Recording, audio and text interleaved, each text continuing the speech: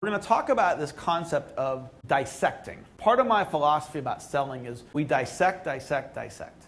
So instead of looking at the close as this big thing, we're going to break it down into smaller steps. So here's the 3 steps that we break it down into. We dissect the close down into transition into the close, the body of the close, and the final close. Transition into the close is a bridge statement from the body of the presentation into the close. It's your way of saying to the prospect, hello, I'm closing now. It's your way of elegantly letting them know that we're now going into the close. It might be as easy as, what I'd like to do now is share with you how easy it is to get started today.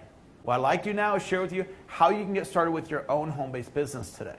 Something like that. Just a real simple transition statement. Then in the body of the close, you're going over all the logistics, like the price and what's included and the different packages and so forth. You're going over all that. And then the final close is just a way of describing the ask. So at the end of the presentation, when you're one-on-one, you have to ask. So the Girl Scout selling Girl Scout cookies got their booth out in front of the grocery store, and there's a little Julie there, and she's got her box of cookies, and you're walking up, gets to you before you walk in the grocery store. She says, would you like to buy some Girl Scout cookies? And then she's silent, okay? That's a final close. And then one of 3 things is going to happen.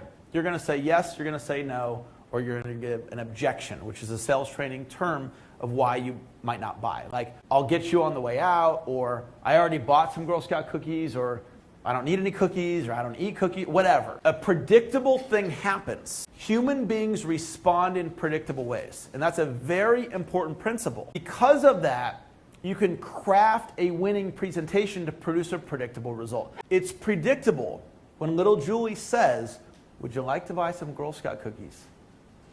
And she's silent, that a percentage of people are going to say yes. Selling is about leading. Selling is about moving people to action. Here's the deal. When you're talking to somebody, in a lot of cases, they're not where they want to be financially. They're not where they want to be health-wise. They don't have a plan, and you're there with the solution. So you've got to lead and guide them. Now, it's not about being pushy at all. It's simply invitation. At the end of the presentation, we've got to ask. That is what we're talking about with the final close. And the ask can be something as simple as, would you like to get started today? And then you're silent. I'd love for you to join my team. I think this would be perfect for you. Would you like to join my team? We can get you started with this particular product or this particular product.